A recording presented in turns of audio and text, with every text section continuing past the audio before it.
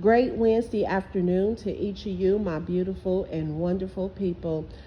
I just wanted to come on and just give you guys this amazing confirmation that is confirming a video that I put out last week. I love when God actually does that, when He confirms His word to another word that was already confirming something to you. Isn't that amazing? I hope that didn't fly over your head, but for those of you that get it, you get it. But last week I put out a video about you won't have to pretend anymore with your spouse because they're going to love you just as you are, right?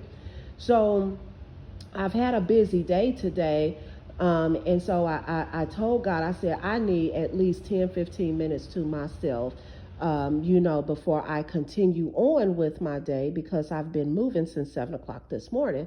So as I decided to take a break and just pause from everything, I looked up at the TV and noticed Grey's Anatomy was on, but it was at the very end of the episode, right? And it's amazing at how strategic and intentional God is, to try to get our attention to see something that we need to see, okay? Because at first I was just going to kind of keep working through until it was time to pick up my son, but I just kept feeling, nope, you need to take a break, you need to take a break. And right when I took a break and I looked up at the TV, it was the episode where Christina was sitting on the bed. She was, her and Burke lived together at this point. She was sitting on the bed and she was eating Chinese food. She was reading a book and she had all of this mess on the bed around her. Burke walks in and he's going off on her. He like, you know, I am Preston Burt, basically. I am a well known cardiothoracic surgeon. You know what I mean? I'm great at what I do. I cook well. I keep things in order. He's naming off all his great qualities, not to say that he didn't recognize he had flaws, but he's naming off all of these great qualities to then say, but then look at you, you're selfish, you're unkind, you know what I mean? You're a slob, you only think about yourself. And he's going all the way in. And then he said, after he said all of that, he said, but I love you. Why won't you let me love you? And Christina couldn't say nothing at first. She just sat there and looked at him. She couldn't even chew the bite of food she had just taken. And finally, she was like, well, I just gave up my apartment 20 minutes ago. And Burke was like, okay, well, all right then.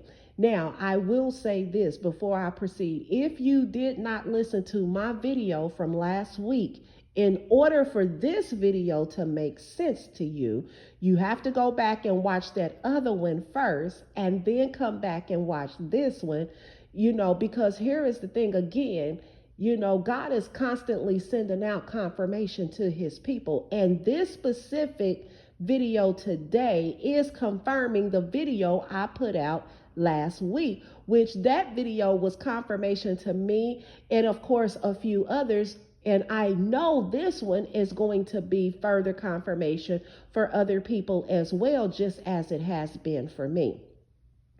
So if you know Grey's Anatomy, you know that, Dr. Burke and Christina, was dating. Honestly, Dr. Burke liked her. He had, been trying to pursue her for the longest. Christina, she didn't want to date nobody. She didn't want to do nothing. All she wanted to do was surgery. Okay. She put her career at the top of everything.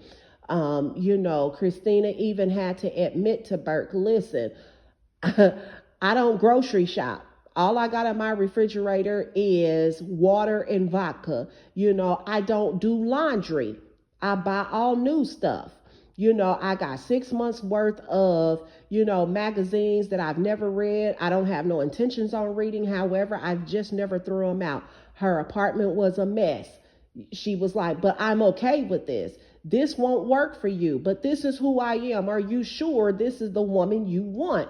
Because I mean, he's truly showing love to this girl. And it's kind of like you can tell he was having patience with her, but at the same time, she kept pulling back throughout, the first few seasons or whatever, because she like, nah, I don't want to fall in love with you. You know what I mean? She finally agreed to end up moving in with him, but she did not give up her apartment, because if I can imagine, and if Christina is anything like me, it's kind of like, man, we're two totally different people. What if this truly doesn't work out? And then he decides, nah, she can't live with me. She too nasty for me. I'm going to put her out, and then I'm going to be out on the street. Nah, I'm going to need something I can fall back on, which is my own place.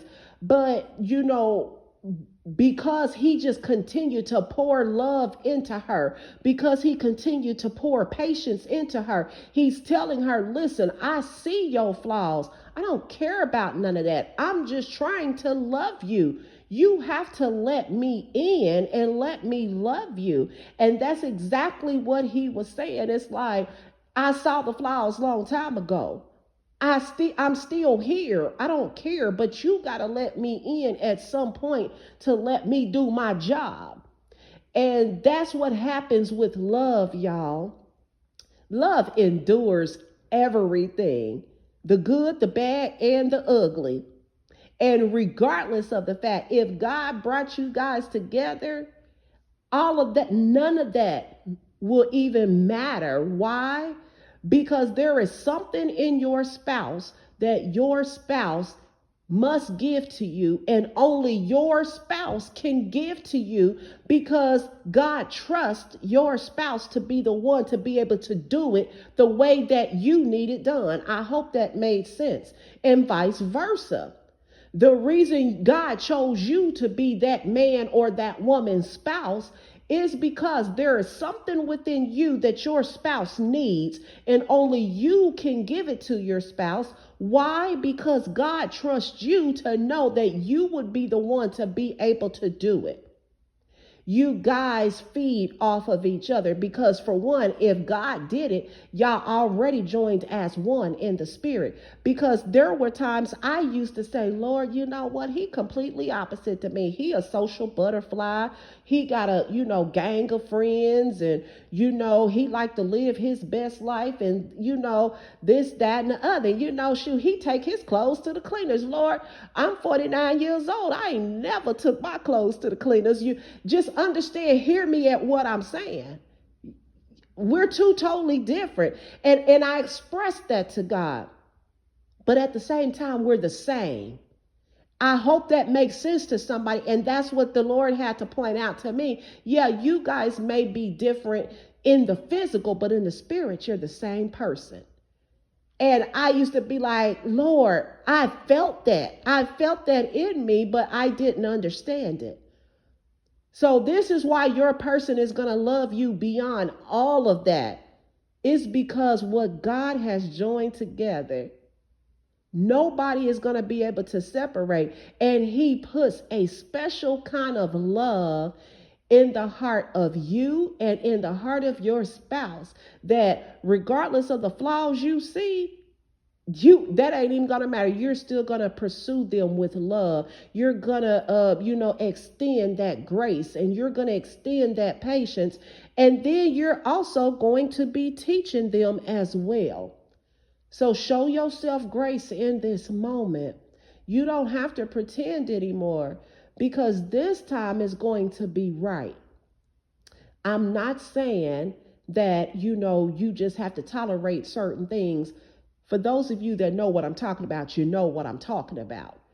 You know what I mean? So, because here again, when you are around somebody all the time and you're setting the example and you're moving in the way the Holy Spirit tells you to move, then you don't know what type of impact you're going to make on your spouse, and you don't know what type of impact that spouse is going to make on you.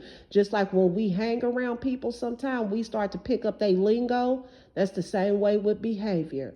So just be who you are. Your spouse already loves you as you are, whether or not you know them. That's just how wonderful the Spirit of God is. I hope this has blessed you. I love y'all, and y'all have an amazing day.